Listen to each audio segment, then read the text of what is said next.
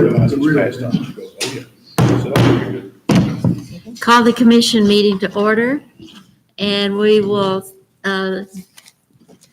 we had the convocation for the beer board, so we will go on to our roll call. Commissioner Baker. Present. Commissioner Garver. Here. Commissioner White. Vice Mayor Johnson. Here. Mayor Lamb. Here. You had in your packet the May 18 commission meeting. Any corrections to those required? Move to approve. Second. We have a motion and a second for the May 18 commission meeting. Roll call, please. Commissioner Baker. Yay. Commissioner Garver. Yes. Vice Mayor Johnson. Yay. Mayor Lamb. Yay. You also had the May 26 workshop minutes. Any corrections required for those? Make a motion that we accept.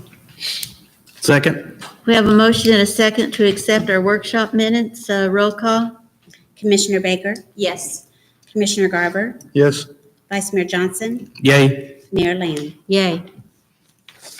Next is our time for comments from our citizens. If you wish to share something with the commissioners, come to the microphone and give us your name and your address.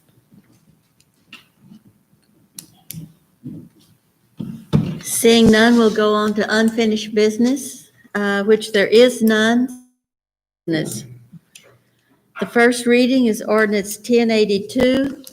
Would you read the caption, please? An ordinance of the City of Collegedale, Tennessee, amending the fiscal year 2019-2020 budget. Members of the Board of Commissioners, you have documentation here in front of you. I'd be more than happy to entertain any questions you may have. These are the bookkeeping at the end of the year. You know, from time we know our budget's a guesstimate.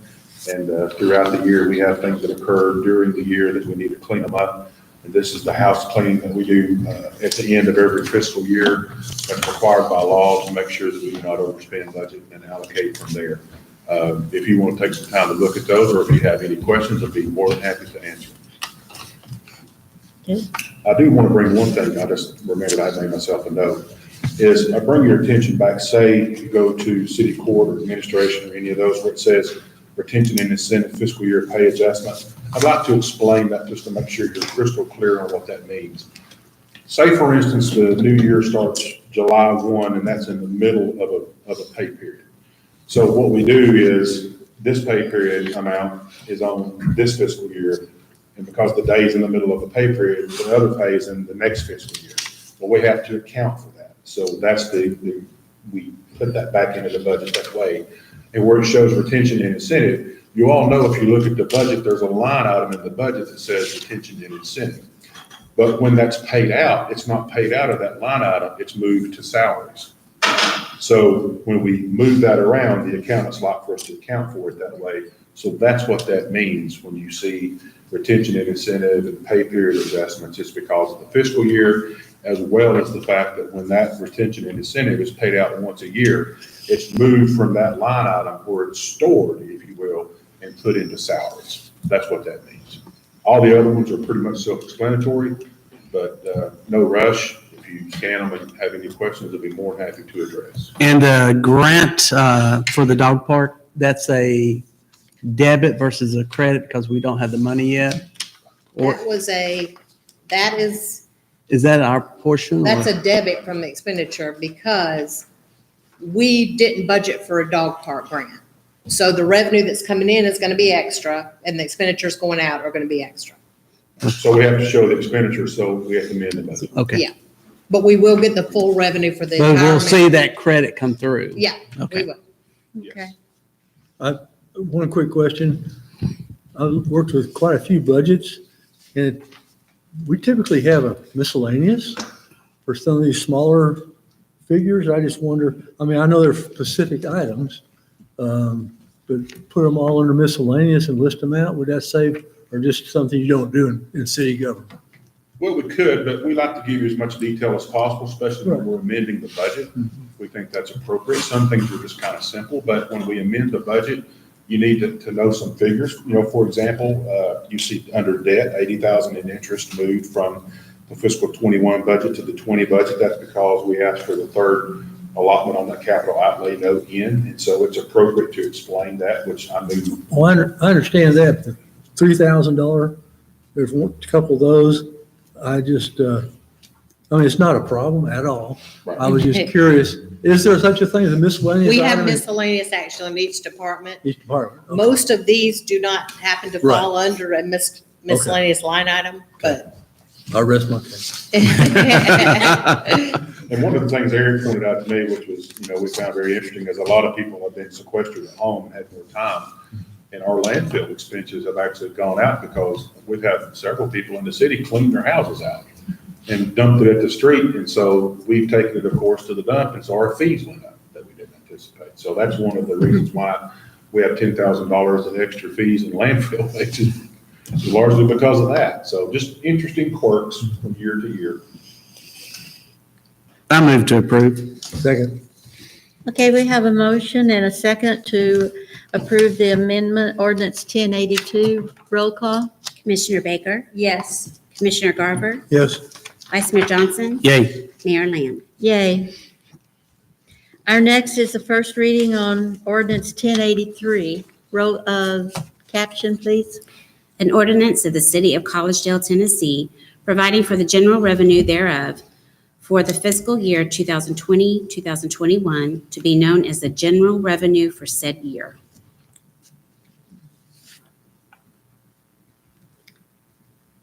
Any comments or questions on the what is that the about? budget?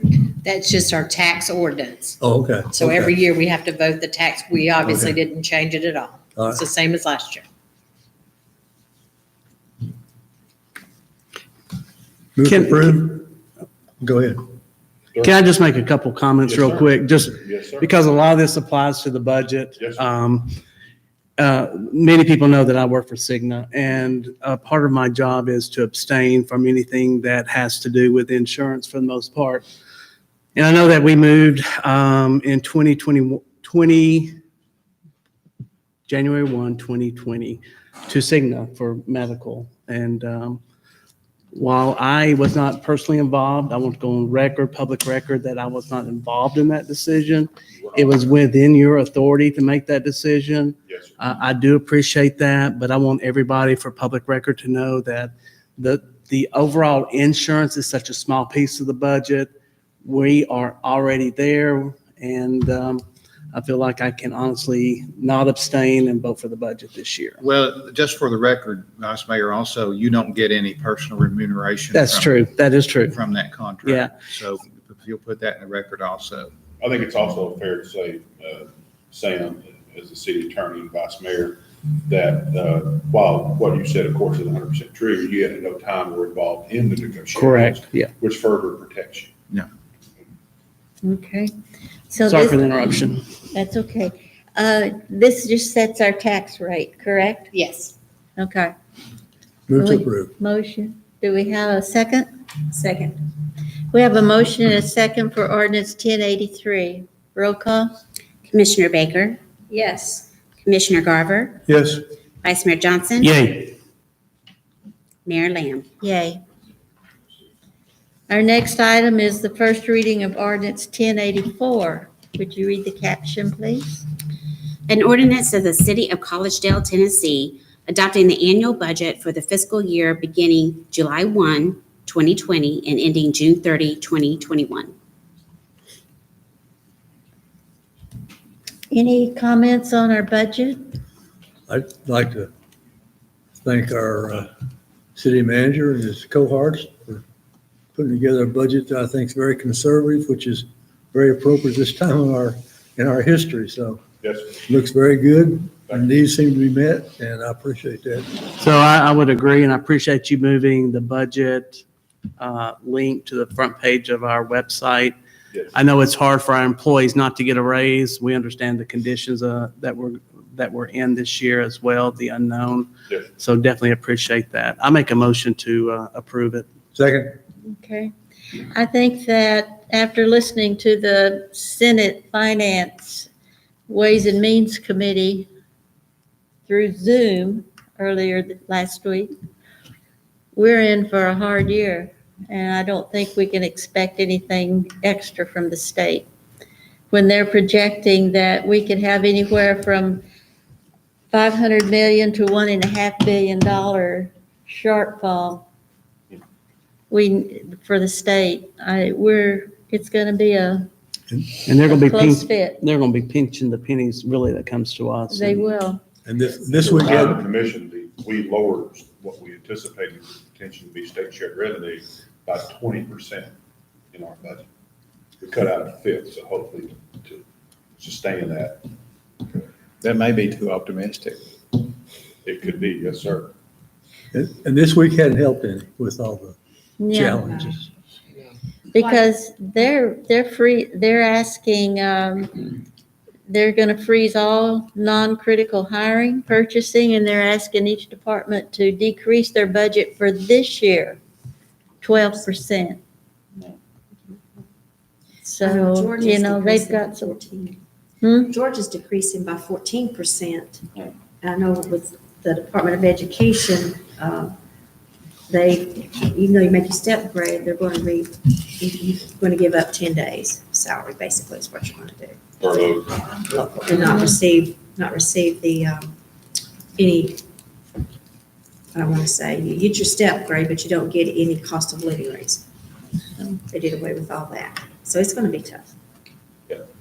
okay, we have a motion and a second for ordinance 1084. Roll call, please. Commissioner Baker, Yes. Commissioner Garver, Yes, Vice Mayor Johnson. Yay. Mayor Lamb. Yay. Our next item is the first and final reading of Resolution 515. Would you read that caption, please? A resolution of the City of Collegedale, Tennessee, continuing for 60 days the moratorium on the accepting and processing of applications for any new outdoor advertising signs and on the construction and/or installation of outdoor advertising signs, in addition to the conversion of existing signs and poster paper outdoor advertising signs to an electronic advertising or messaging sign within the city. Okay.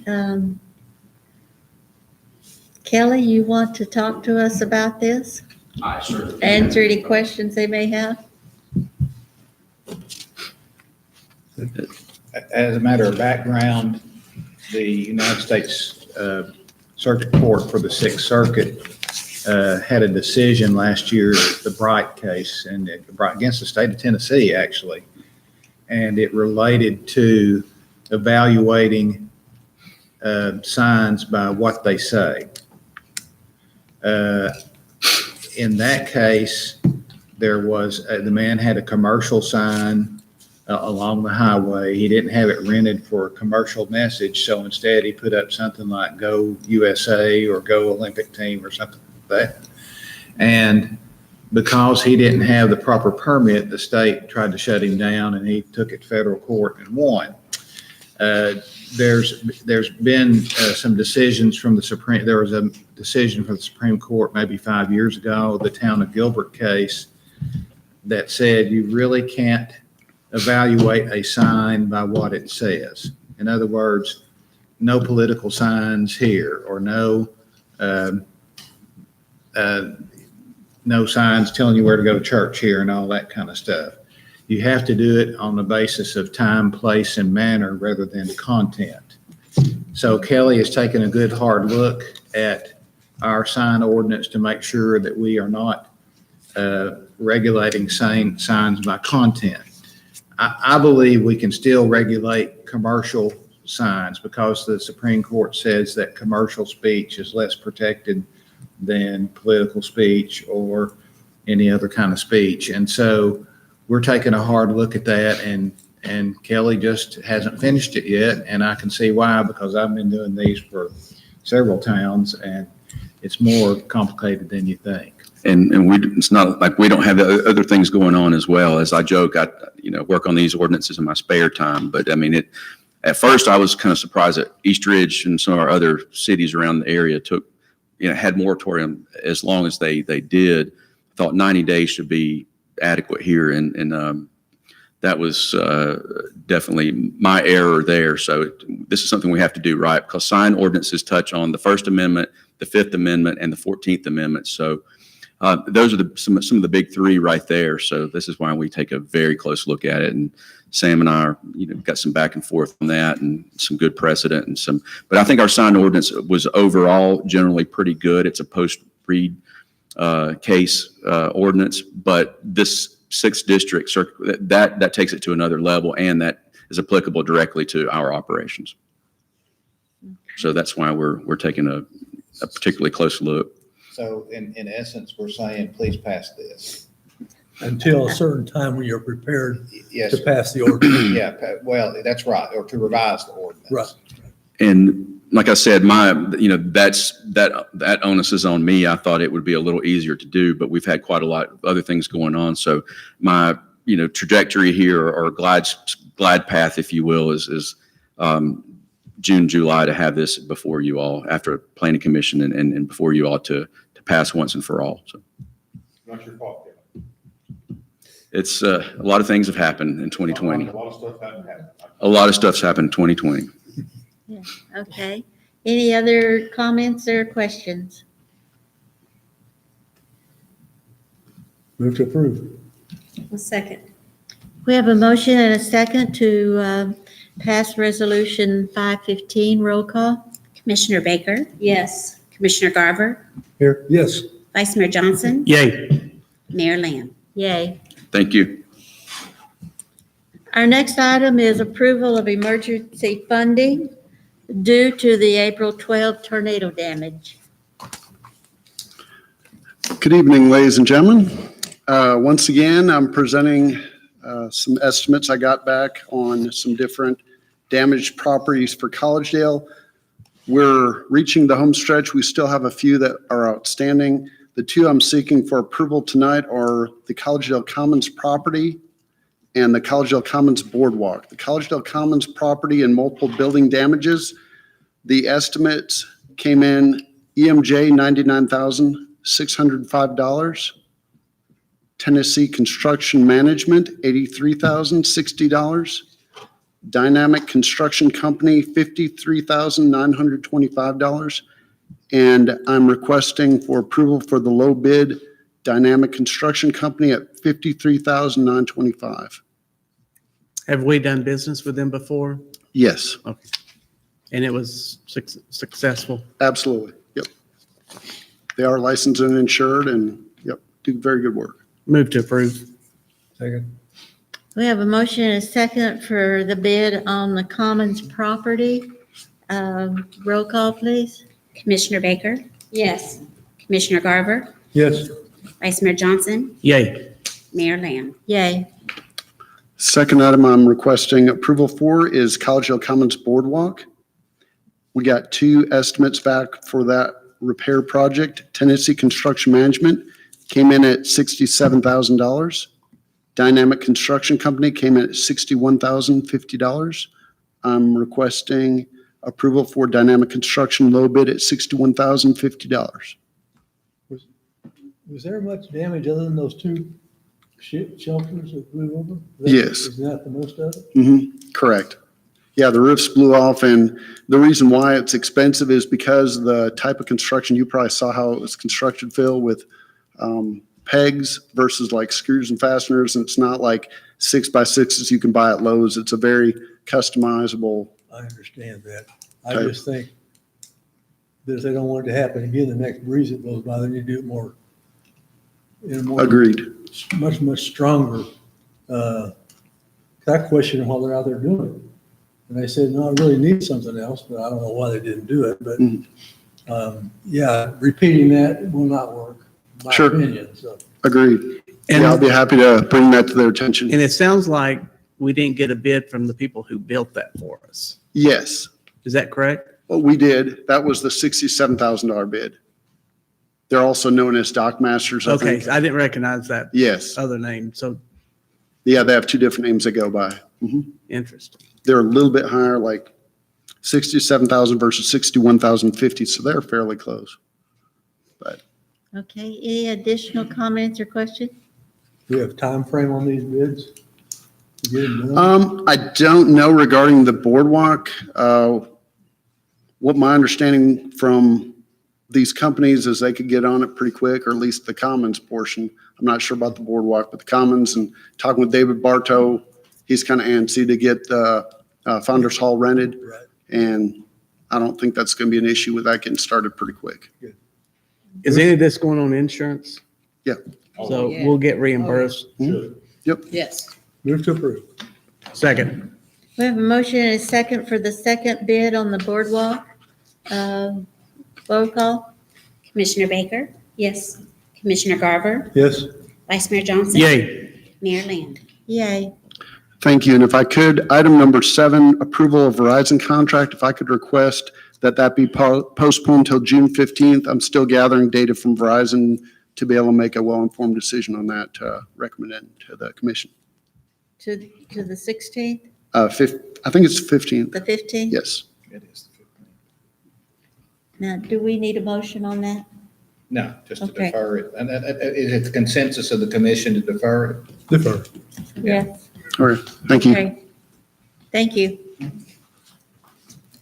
Our next item is approval of the utility easement acquisitions.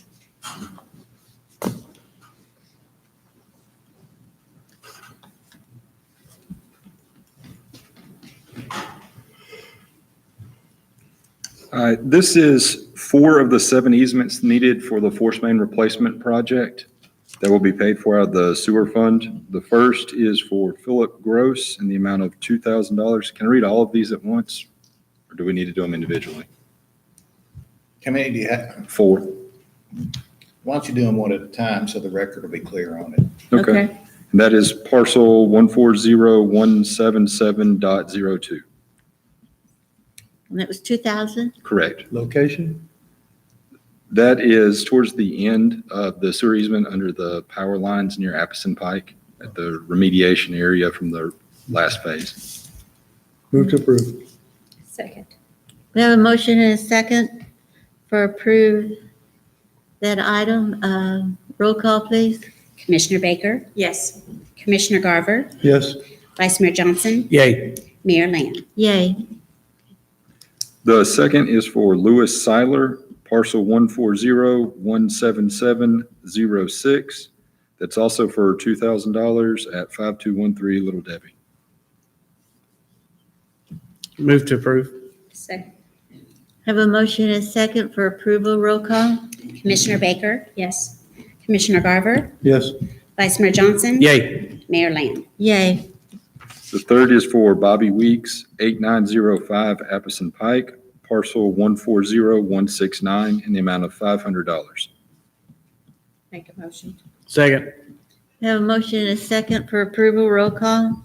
Commissioner Baker? Yes. Commissioner Garver? Yes. Vice Mayor Johnson? Yay. Mayor Land? Yay. The last is Joan Wittenberg and Trust 5218 Little Debbie Parkway, parcel 131096 in the amount of $3,700.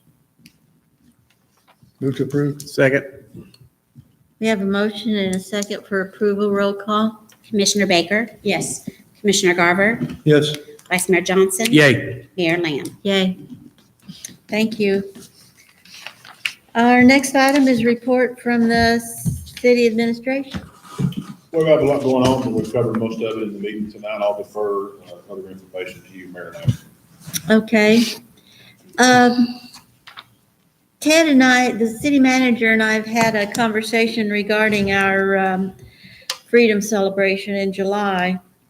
And after a discussion, we feel that out of the abundance of precaution that we need to cancel that. We recommend that we cancel the freedom celebration. It's going to be very difficult. The other cities have all canceled theirs, which means that could just be that many more people come out to Collegedale. And I think in the current situation we have with the COVID-19 and so forth, that it would be wise for us to consider canceling that celebration.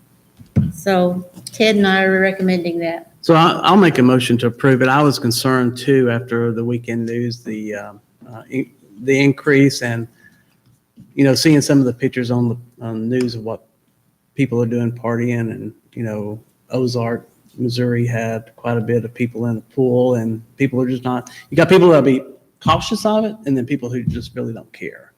I don't mind being cautious, but keeping my distance without a mask. But if I go to a grocery store, I want to have a mask on. So I agree with that and I'll make a motion to approve it. I'll second. I think it's good for us to not, when possible, to not provide opportunities for people to, make it easy for people to put themselves in harm's way. So I think this is a good idea. There's no way we could draw circles 6 feet apart all across the Veterans Park. So, Well, in normal circumstances, we have such a huge volume of people mhm. and it's so congested and everything. So I think it is wise. Now, I'm sure Eric could figure out a way to do it. Well, we can do it, doesn't mean we want to or need to. Yeah. Does this have, You can do it. will this impact anything with our contract with the people that provide with the fireworks and so forth? We're working on that. Eric's in the middle of talking about that. I'm in the middle of talking with Chris Thomas, who is working on music and things along those lines.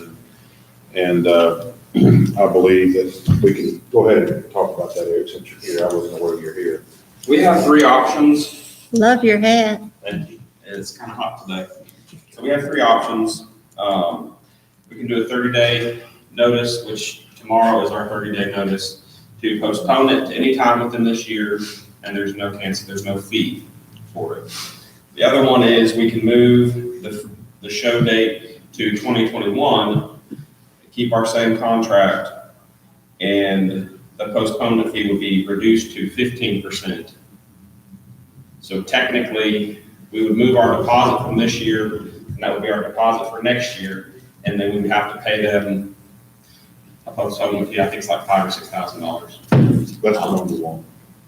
The other option is outright cancellation, and we would actually get a refund because per our contract, we pay 50% upfront, but the cancellation fee is 25%. So we would actually get a refund, but we're going to still pay that 25%. It's about $6,000, $6,000 or $7,000. So the best option financially would be to go ahead and just postpone it till next year. Or we could postpone it for 30 days, see what shakes out. But Yeah. I doubt all it. else doing that, we can. Too many moving parts. Yeah. The middle one, the postponement. I agree on the Next year, fireworks. Yeah, I agree to the one you recommended. The second one, yeah. next year. All out cancel it until next year. If the commission Yeah, ever. postpone it to next year. Yeah, Postpone. postpone it till next For year. the contract. Yes. Okay. I got Mr. a Garver? comment that I hope, even though we're not going to discuss it today or even in the near future, that we leave our minds open to the possibility of having some kind of a fall festival without any fireworks, but just a way to bring the community together to celebrate surviving this major malfunction or something. Because it just seems like if times really do change, there might be nice sometime in late October to do something. So I don't know. Maybe Certainly, if it's safer maybe to smoking do, dope. if it's safer to have a large group. Yeah, yeah, and it would probably be a lot smaller with school going on and but just the community I think we need to come together somehow, sometime. Maybe do If some we kind of can, music if we festival or can. something, Anyway. Yeah, I think we can look to see how the virus is going down the Yeah, road. and- absolutely. Anybody moved that yet? I'll make a motion to Oh, approve, or did you already? Did you make a motion? yeah, I think I you did. second. You second. Oh, okay. So we have a motion and a second to postpone our fireworks until 2021. Good. Roll call? Commissioner Baker, Yes. Commissioner Garber, Yes, Vice Mayor Johnson, Yay. Mayor Lamb. Yay. Anything else you have for city administration? Okay. Commissioner Garber? the Veterans Park sidewalk is looking great. If you haven't been out there, you need to go. The bypass, I don't want an answer to this, but I'm just curious when the other sidewalk's gonna get back in. As soon as they can get to it. Yeah, we've heard that for a long time. But I understand it's a big project. But anyway, the new one is already got lots of good comments. It's gonna be very, very nice. And I have another curiosity. It's nothing I think we'll have an answer for. I think the state legislature is back in session now. And I'm just wondering if there's any word on the Appleton Pike designation as a Veterans Memorial Drive. Is anybody, I know we sent something up there. They got to approve it. Is there any way of knowing or checking again to see? Who did we send it to? Or we need somebody to carry it to, like Mike or somebody? I'm not sure who to send it to. I can't remember. We got so much going on, I can't remember. Well, yeah, it's not a huge priority, but it's been quite a while since we voted it. Anyway, that was just curiosity. Okay, Thank you.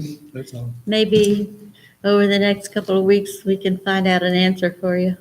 Well, I think it's something I hope we don't just forget. That was my purpose. Okay.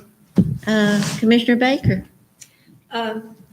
No, not really. I'm appreciative of everything. I do have one question for Aaron in case signs. I know that I'll talk loud. So I know that the truck came by in the neighborhoods to pick up debris, today. I know they came in my neighborhood and they picked up beside me. I'm going to assume, because there's a few houses in the area that it was not picked up. Is it because of it not just, it's wood, but maybe not from trees?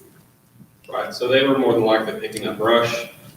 If they considered it to be like large item, more like construction wood, this Yeah. Wednesday is also the bulk pickup in that area, so they'll more than likely get this Wednesday. Okay, because the reason I'm asking, several of us lost our decks. And so I have deck material out there, and I'm pretty sure there's probably That some nails in the material would wood. be considered construction debris. Okay, We don't really take it, but because of the tornado and stuff, we will take it on the bulk day, okay, and the bulk day is when? this Wednesday. This Wednesday, okay, well, I'll let my And we neighbors are know. running a little slow right now. We do have one of the trucks in the shop with Blue Turbo. That's fine. I assumed it was something like that, but I wanted to get word so I can relay it back to my neighbors who did not get picked up today. So people can get rid of treated pine by leaving it on their road? Yes, with the tornado and the type damage we sustained, we do pick up C&D, construction demolition debris. Normally, we don't. That's, Yeah. Right, normally we don't. That's Just toxic, categorize man. differently, but that's toxic, yeah. Good, very good. So I had to replace two back in the front. Anything else? That's all. I appreciate you. I really do. Eric. Vice Mayor? Did you get a chance to look at your notes about the K-9? I researched it. I'm researching it some more. I've gone through one file cabinet because I'm having to go back a few years. And I'm trying right now to go through, Jeff has filed some things for me. I have not been able to file it yet. Okay. I know in my mind, and just in general, when we're talking that I've got a 3,000 limit, unless, for example, the dog was shot or something in the line of duty that was due to something that could not be, was not his fault, that we would carry it if there was the quality of life. There was a thing in there about the quality of life according to the medical records that we would continue. But after they retired, it was a $3,000 limit if it was for anything else other than relating to, say, like being shot. Well, I think because we retired the dogs to the K-9 handler, Mhm. we agreed at that point to cover all expenses. We did agree to cover the food, and I understood general medical, like their regular shots and things like that, like heartworm or something like that, something that we consider general with the pet. Major medical, I understood that it was going to be, the 3,000 was like after that, it was caused but not by injury at work. If it was caused by injury at work, we would want to pay for all of that. Now, I may be wrong, but that's what I understood.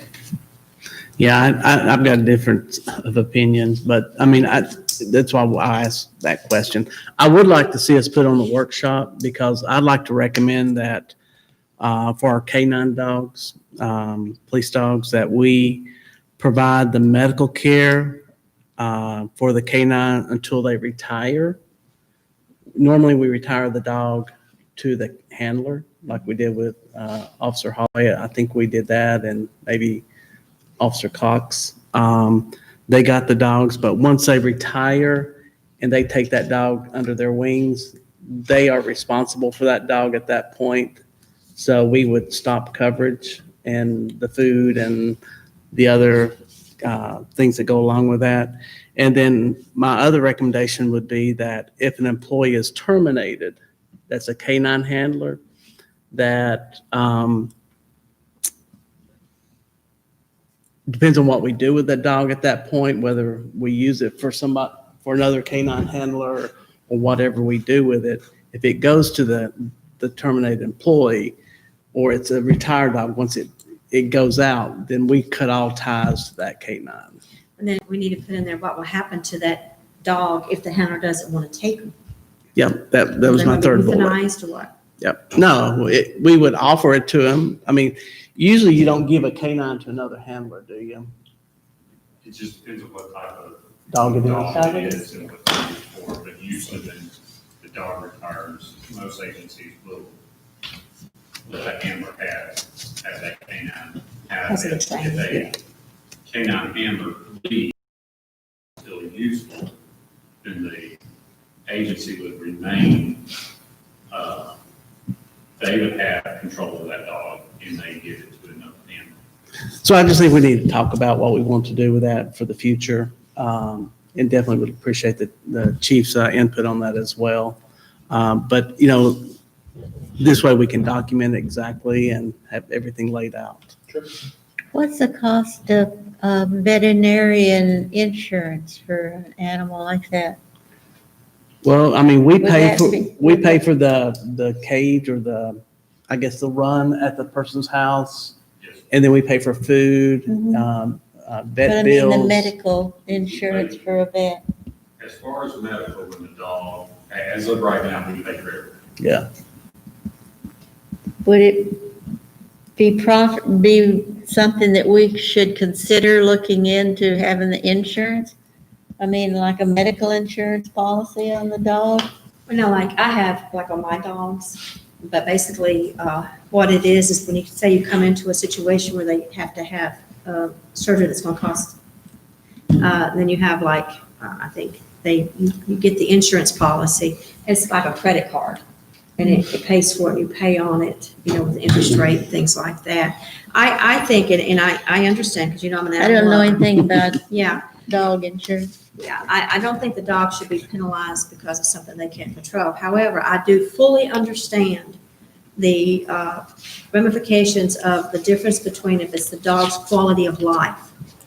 And I think that should be determined by a medical issue, that should be have overbearing, because I know when you hang on to an animal for so long and it's hard to let go, but if that animal has not the quality of life that it should have, I think then it has to be cut, and that's a hard decision to make. That's why I leave it up to a medical viewpoint. I mean, you can run up a dog's bill. Well, I mean, I've had as much as $5,000 vet bills on a dog. And normally I would have incurred that. I would have sought a lot quality of life for the animal, but I just didn't know if the insurance And I have policy would insurance. be a cost-saving thing. Yeah, I for don't know. us. I don't know about anything our, it. I don't know about, because they're at a higher risk. It may be like people with, health problems. It may be more expensive, but we can look at something Okay. like that. Hazardous duty yeah. is Yeah. something. So why don't we just take that away and we can discuss it at the next meeting, workshop. Okay. I think possibly just something to consider when we talk about it at the next workshop is, it sounds like where everybody's going to arrive at is maybe a cap. We will pay this amount not to exceed. And then that potentially, it does what we already are doing, is covering the canine, but it also potentially incentivizes for the fact, because something both of you touched on very succinctly is one person's definition of what the dog needs is very different than what another person may think the dog needs. And so we pay for the care up to a point.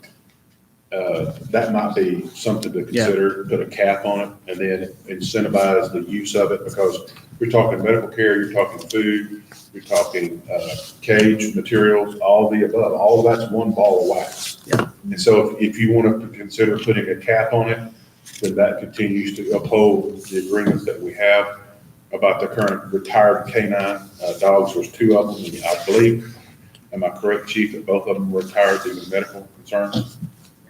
So that might be the way to still care for the dog and incentivize any handler to make good decisions. Not that they're not making good decisions, but maybe incentivize going Yeah. forward. Just something. I like that. Let's talk about that. Yes, sir. We'll talk about it at work. Issues work related. They were work related, the reason they had to retire. Sure, I know Cougar. And he goes as well. Okay. That's a, Drake did not, Drake. Old age. yeah. He lived years after. It's okay, I'm sorry.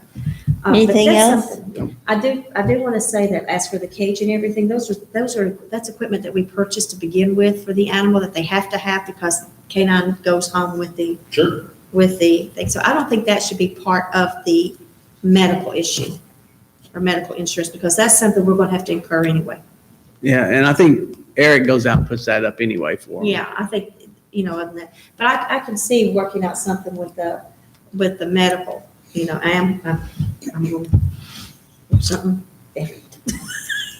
I guess I'm going to fight for the dog, but I want to be realistic, Anything else? Nope.